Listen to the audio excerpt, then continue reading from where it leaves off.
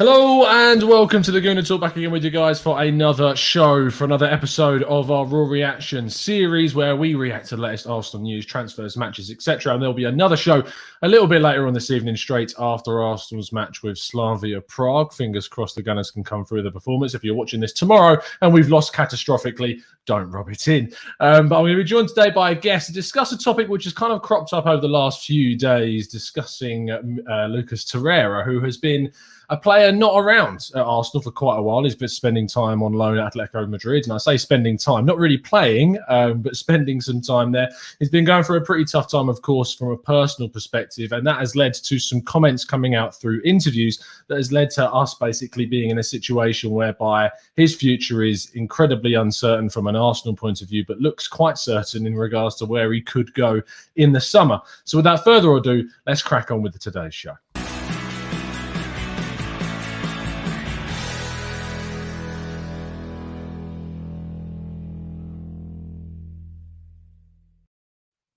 Very pleased to be joined by the editor of Galazzo, Peter Coates. How you doing, mate? Are you well? I completely muted you and I didn't hear any of it. Well, not to worry. Yeah, I'm fine, thanks. But thanks for having me on. Yeah, no problem at all, mate. Do you want to just give kind of the listeners a bit of a background on to what you do regarding Argentinian football at Galazzo? Yeah, so I live in Buenos Aires and run the Golazo Argentino Twitter and the site. So yeah, I mean, talk about Argentinian football basically exclusively. So all the clubs, mainly in the top flight, but some promotion stuff and the national team, of course. Yeah, and then any other transfer rumors that may be involving players from outside Argentina, like this one. First question before we get into it is why? What is it about Argentinian football that you've kind of gravitated towards? Why that specifically? Yeah, I mean, I moved out here quite a few years ago now for a job, and then obviously as a football fan from England, already had a small amount of knowledge about Argentinian football, but obviously once here and surrounded by it, you can't really avoid it. And as a football fan, Buenos Aires is an amazing city to be living in. So yeah, just started the page and then gradually started getting jobs from that, really. Nice.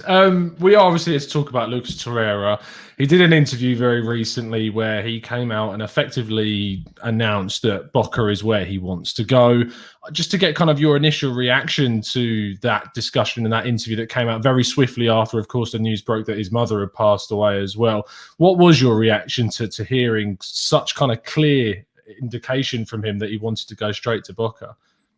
Yeah, I mean, I think it's always strange when you hear someone at 25 who's in Europe saying that they want to come back to South America. Now, as you said, there's obviously that big mitigating circumstance that he's just lost his mother, which I think is probably what's led Mikel Arteta to come out since and kind of say now is maybe not the time to be talking about future and things like that. But, and I think in a sense he's right. It's not the sort of time that you want to be making a snap decision about your career. Because understandably, I think a lot of us in the same situation would immediately our thoughts would be to be closer to our family. And that seems to be the overriding factor in Torreira's statement. And what his father's then subsequently said is that, you know, he's been away in Europe since before he made his professional debut. So his entire career has been in Europe. And now, obviously, with the passing of his mother, is a time for him to say, look, I want to be back in South America, closer to my family. And Buenos Aires is very, very close to Uruguay. I mean, it's a very easy trip to be able to make back and forth. And he obviously came out with quite an obvious come and get me to a club like Boca with a shirt on, and to say that he's always kind of supported them, even being from Uruguay. So there's all those factors that kind of make you say, okay, I can understand it. But of course, the other side of it is that this is a guy who's an international footballer at 25. And when you often think about Argentina or the South American leagues, people talk about a talent donut, in that there's this big hole of a lack of talent for those players in their mid-20s like Torreira. You have a lot of players at the beginning of their careers who are yet to make the move, who are very, very good. And then the players at the end of their careers who are maybe coming back in their 30s. But Torreira would be a real outlier in the fact that he's asking to come back and play in South America before even he really should be finding his peak. So I think the initial reaction is one of surprise in that sense, but also in Argentina anyway, and certainly around Boca, there's a sort of inflated sense of the club as well. Yeah. In that we're Boca Juniors, so of course he wants to come and play for us. Now, I guess we'll get on to discussing how viable that is, and I will explain, I'm sure, as we go on. I still think there's a lot to be done before we can even start talking about Lucas Torreira playing for Boca after June. How, in terms of kind of what this would effectively mean for a club like Boca Juniors to sign a player from Europe approaching he's not even in his prime, but approaching his prime, I'm assuming it would be coming across in Argentina as a massive coup to get that deal done. Yeah, it would be. I mean, I think Boca, as I said, are such a big club, and they dominate the media spotlight in Argentine football, them and River Plate.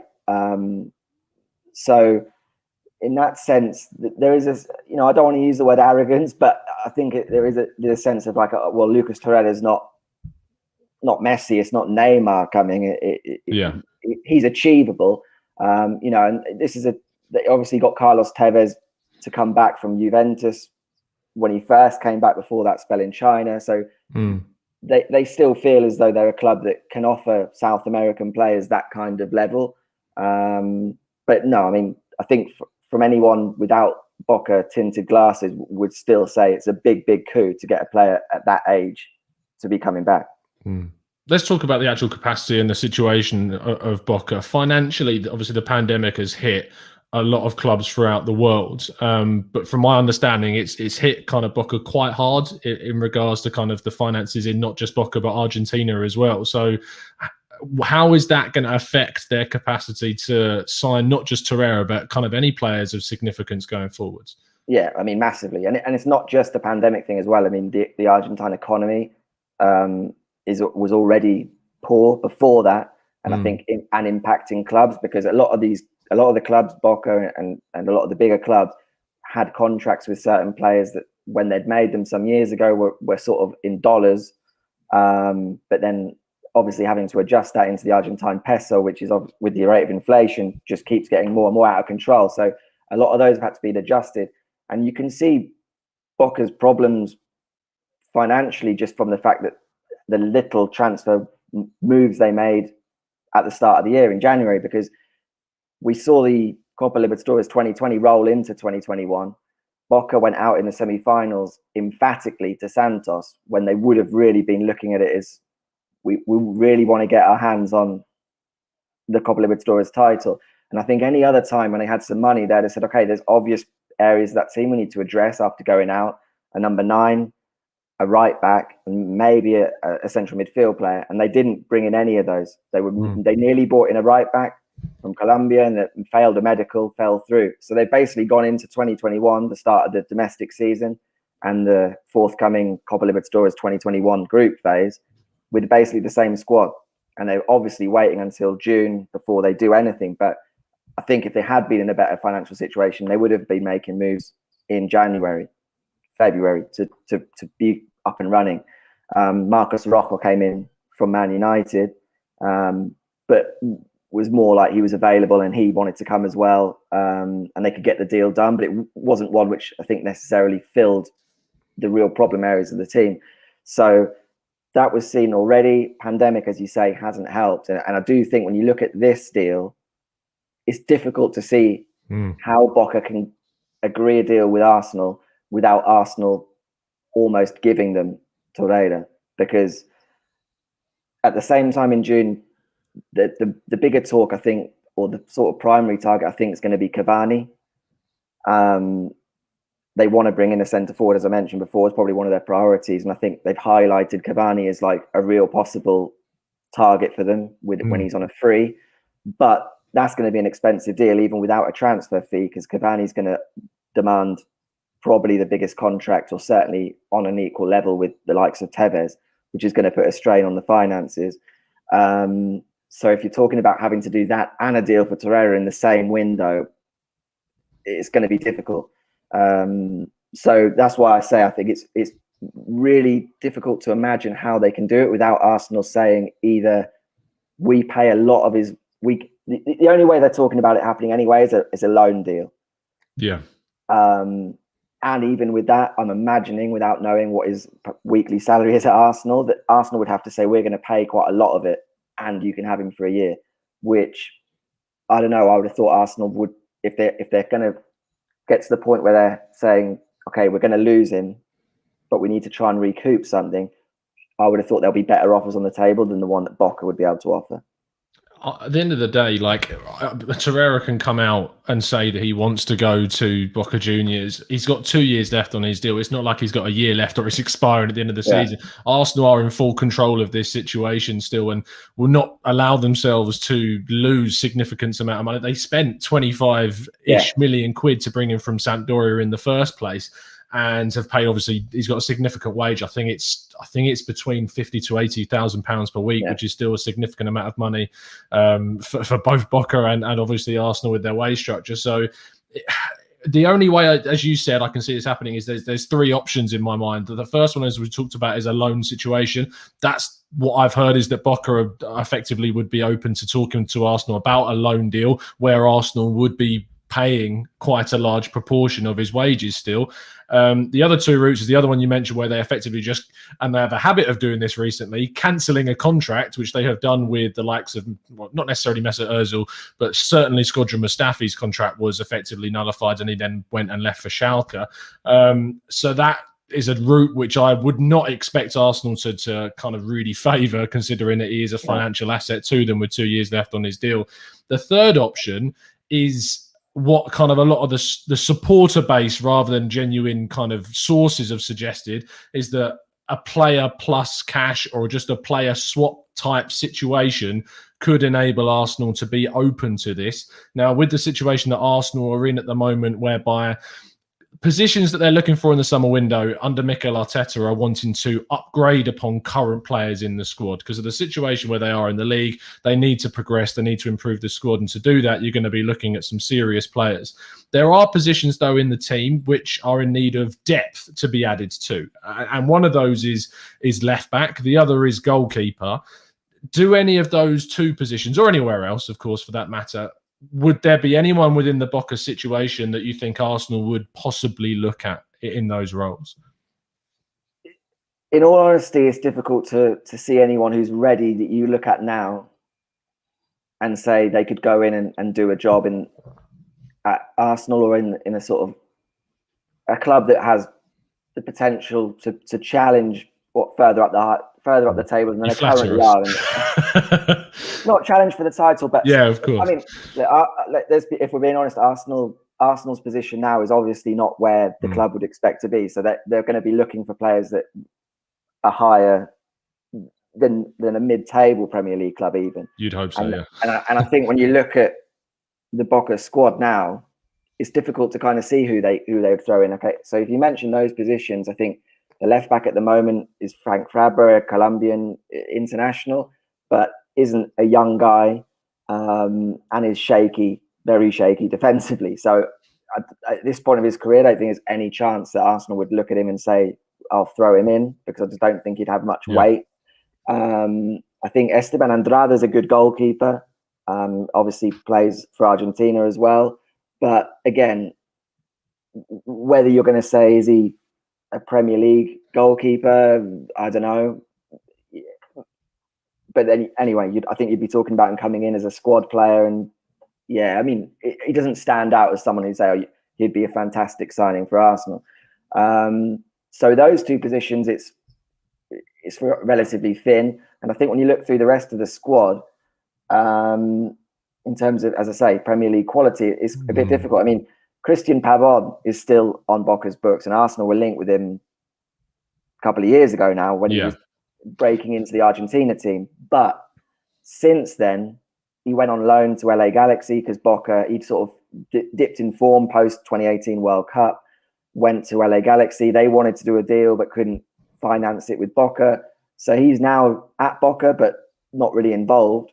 So, you know, his stock's fallen a long way from the time when they were in the room, English media saying Arsenal were interested in Pavon, and there was £30 million kind of numbers being thrown around. It's a long way from that now. So that looks unlikely. And then there are talented young players coming through the squad from, Boca's academy always produces players, but they're a long way from being European ready. I mean, Ezequiel Ceballos, Christian Medina, Alan Varela, Luis Vasquez, probably those four are all under 20, 18 or 19, all around the first team, but none of them are playing week in, week out first team football. So you can watch little bits of them and say he looks like he could be a talent.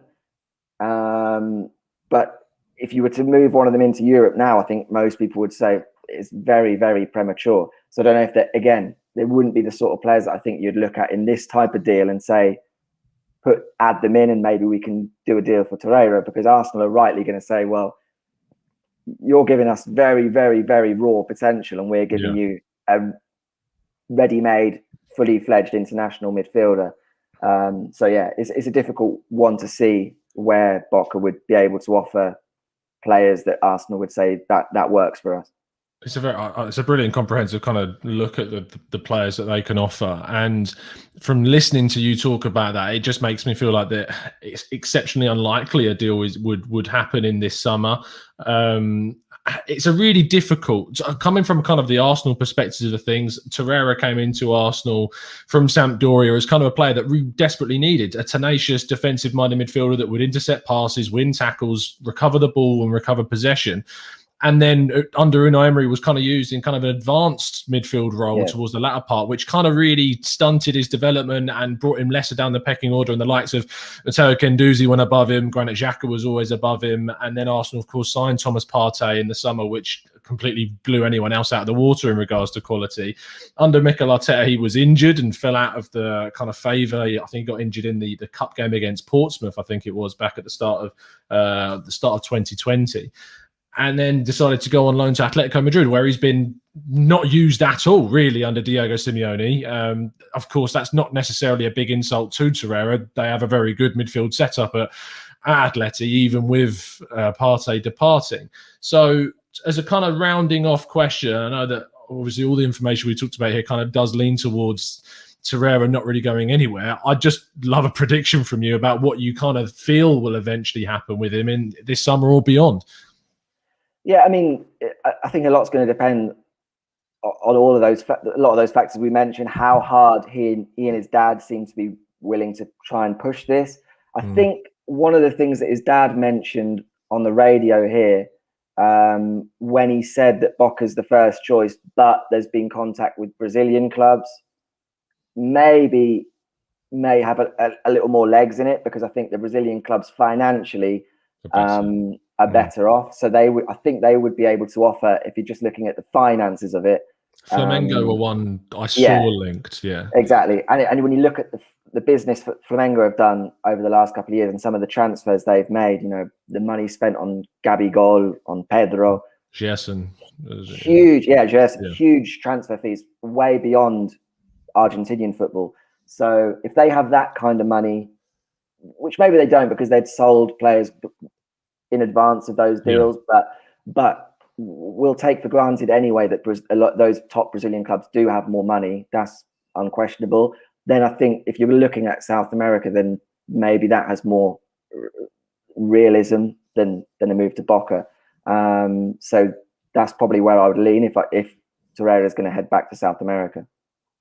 Final question then, slight tangent away from Torreira, is obviously Arsenal will be looking at a midfielder in the summer. They'll be looking to bring one in, both in central midfield and attacking midfield, because there's no guarantees that Martin Odegaard is going to continue on at Arsenal. One of the names from an Argentinian perspective that Arsenal were linked to was Real Betis's Guido Rodriguez. What do you know about him as a player in terms of how he's kind of, because I believe he came from Argentina to Betis and has done really well in kind of the second half of this season after a bit of a more quieter start. What do you know about him? Do you think he's someone that Arsenal could possibly get a decent player from, and he's being kind of the figures that are significant. So that would indicate as such that they rate him as Betis specifically rate him as a very good player. But what are your thoughts around him and anyone else you think Argentinian-wise Arsenal could target? Yeah, I mean, I've always liked him, Rodriguez. He came through at River initially and was considered a really big talent at the time, but moved to Defensa Justicia, a smaller club in Buenos Aires on loan, but one which has done really good work with a lot of the younger players from those big clubs that haven't quite been able to break into the first team. And it was from there that he earned a move to Mexican football. So his move to Betis actually came from Club America, I think, but he'd already had a few years in Tijuana and then at America, where he'd really become one of the best midfield players in Mexico. So I think he's a good player. He's obviously played for Argentina as well. I think he brings a lot of the qualities suited to a central midfield, defensive midfield player in the Premier League, because he can win the ball, he's physical, but I think there's a little bit more to him than that. He drives forward well, gets forward. Certainly in Mexico, he did that for America, was very effective at being able to break forward. So yeah, I think he's good, depending on the fee, of course. That would obviously be a big factor on how good a signing he is. But for a good price, I think Guido Rodriguez at what, 26 as well, similar age to Torreira, I think he'd be a good addition to Arsenal or any Premier League club. And any names that come to mind specifically, just to put you on the spot and make you feel uncomfortable? Yeah, I mean, other defensive midfield players, I think there are probably better, younger options when you're talking about younger players that could be offered as a make weight at Boca. We'll use Torreira's position as just the point of reference, but I think David Echala is an 18-year-old defensive midfield player at Estudiantes de La Plata who looks very, very promising, and I think if he continues playing the way he is, will be someone that will make the move to Europe, or given the current trend in Argentina, you never know, he could end up going to Mexico or MLS. Yeah. But certainly in years of old, he would have been heading to Europe. And I think Federico Navarro as well. He's a little bit older at 21 at Talleres, but he's another very good defensive midfield player who's performing excellently in Argentina at the moment. So I think he's another one pushing. And then further forward in attacking positions, there's always a lot of players that catch the eye in Argentina, who I think a lot of the big clubs in Europe are watching, like Thiago Almada or Alan Velasco. Yeah. But then I think we'd be starting to talk about much more significant amounts of money than those players that I mentioned before. Well, Peter, I really appreciate you taking the time this afternoon to come on and provide to the listeners some insight, of course, into the Torreira situation as well. If you've enjoyed it, guys, please make sure you drop a like on the video and check out all of Peter's stuff. Do you want to tell people where they can find you and what stuff you're going to be up to? Yeah, just as it says on the screen there, go to Twitter, Golazo Argentino, and you'll see everything there. And yeah, well, I mean, if you're in the US or Canada, you can hear me on the Paramount Plus coverage of the league here in Argentina. But yeah, if you go to Twitter, you'll see what I'm up to. Yeah, I don't know what percentage of our listeners are based over there, but they may have heard you. So let us know if you have or not. But yeah, I mean, you get a lot of love in the chat box from people that have enjoyed the show. So I really appreciate the time, Peter, and we'll speak to you very soon. All right, thanks for having me on, mate. No problem at all. If you've enjoyed the show, as I say, please drop a like on the video and subscribe to the channel if you're new around here. We'll be straight back after the Slavia Prague game, in which we hope Arsenal have managed to drag themselves to a good victory. But other than that, it's been a pleasure to speak to you as always. And as always, up the Arsenal.